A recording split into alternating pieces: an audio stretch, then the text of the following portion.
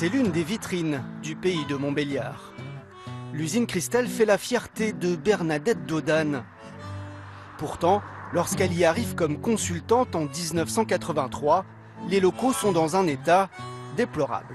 Nous avons travaillé 8 ans dans une friche, dans une ruine industrielle.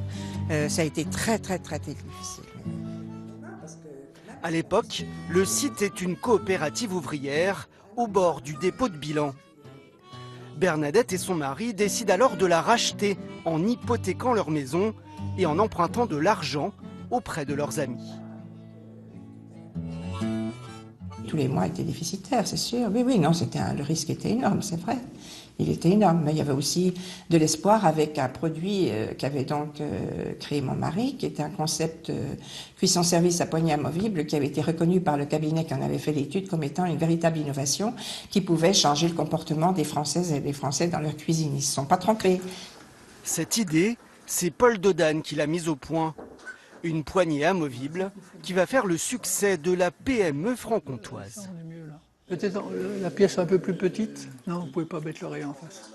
32 ans plus tard, cet ancien ingénieur automobile est toujours là et a fait de l'innovation son cheval de bataille.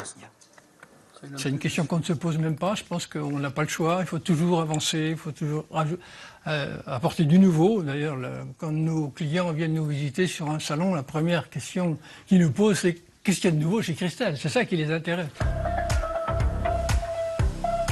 Au cœur des 15 000 m² de l'usine, la chaîne de production tourne à plein régime. Ici, on fabrique 3000 ustensiles de cuisson chaque jour, une mécanique bien huilée. Voilà, alors tout démarre de là. C'est 2 disques en inox qui sont fabriqués pour Cristal, en France, bien entendu. En Bourgogne. En Bourgogne, voilà, ça vient de Guignon. C'est une qualité spécifique à Cristal, de manière à ce que quand on va polir les corps des casseroles, il n'y ait aucun défaut apparent sur l'inox. Des disques en inox qui sont emboutis sur cette énorme presse pour façonner la silhouette des futures casseroles. Mais l'étape décisive, c'est un peu plus loin qu'elle se déroule. On l'appelle le brasage. C'est un disque d'aluminium de 4 mm qui va accumuler la chaleur, qui va le distribuer de manière uniforme sur tout le fond de la casserole, et de nouveau une feuille de brasure pour pouvoir assembler les différents éléments les uns avec les autres. L'opération se déroule dans ces fours chauffés à 640 degrés. À la manœuvre, il y a Faudine. Il est chargé de vérifier que le fond des casseroles est parfaitement fixé. Une vraie fierté pour cet ouvrier arrivé de Bosnie il y a 20 ans. Je suis vraiment fier de travailler pour cette entreprise parce que c'est des pièces qui partaient partout dans moi, depuis États-Unis, depuis Australie, donc tout partout dans le monde.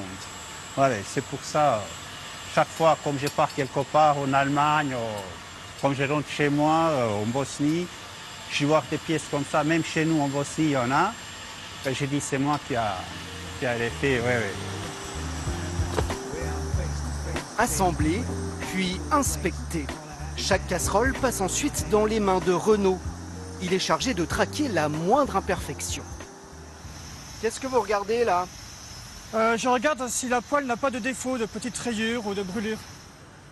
Traquer les défauts, c'est aussi le leitmotiv de Damien Dodane. Plusieurs fois par an, casserole sous le bras, il pousse la porte de ce restaurant de Montbéliard. Bonjour Olivier, ça bosse déjà? Ouais.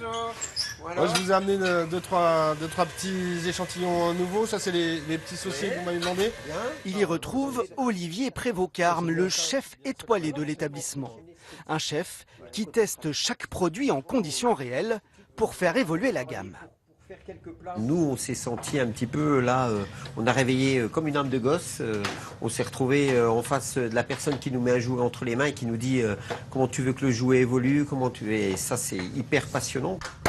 Tu passes, tu mets dedans, tu moules tes gelées en direct. Et de manière surprenante, la cuisine du chef change aussi en fonction des ustensiles. Tout seul, on ne fait rien. Tout seul, on tourne en rond. Et là, on évolue, on a une idée cuisine et en fin de compte, d'un seul petit coup de baguette comme ça, vous avez une casserole qui arrive et l'idée, elle jaillit, elle mûrit, elle grandit.